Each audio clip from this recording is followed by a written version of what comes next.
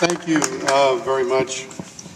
I'm truly honored to be here tonight, and I'm truly honored to be in the company of Judge Gray and all of the others in the team that really did an incredible job of putting this initiative together.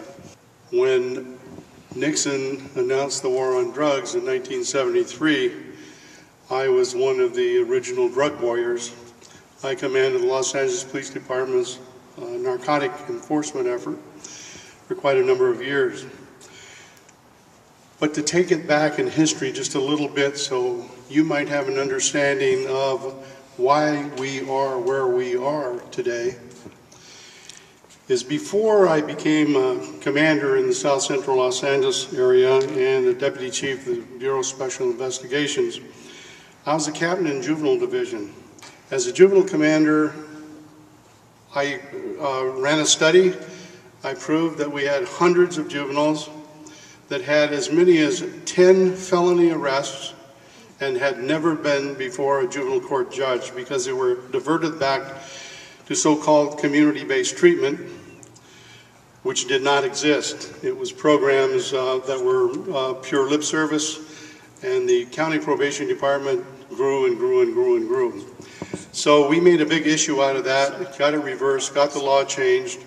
But the problem is that by that time there were so many hardcore juveniles on the street, they were infecting others. And I took over command of the Southwest area, and I began to smell in 1971 a thing called the Crips and the Bloods. Very tiny, very tiny. And we decided to form an approach to take the hardcore kids in and track them through the system. We established the David V. Kenyon Juvenile Justice Center in South Central Los Angeles, and we began our job. And about that time, we knew that we were going to be able to cut into this gang thing, nip it in the bud, stop it from growth. About that time, the war on drugs was announced. The money began to flow because the more enforcement, the harder the cartels are going to work.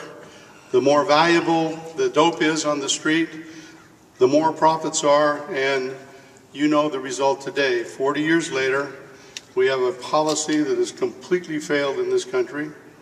Marijuana accounts for, the DEA says 60%, or the drug policy White House people say 60%. They're backing off of that now, I guess, but 60% of the cartel profits and the gang profits in this country are today from marijuana. So this initiative, like Proposition 19, I saw as a first good step. That's why I'm here. I've never smoked a joint in my life, and I'm totally honest with you. We get this passed, I'm not going to, because I enjoy the wine more. I love a martini. But I'd like to leave you with one thought. I say if there's anything that we can say to law enforcement and governance about the laws that we should have in this country is make the kind of law where I can say, don't hurt me and don't take my stuff. And beyond that, let us make free choice and let us not build a condition in our society where we hang scarlet letters on our children that stays with them the rest of their lives. And the congressman mentioned where he might not have been. Well, we've had 3 sitting presidents that might not have been there too, had they been caught. So this is a worthwhile cause. The phrase is simple: don't hurt me, don't take my stuff, and let's regulate marijuana like wine. Thank you very much.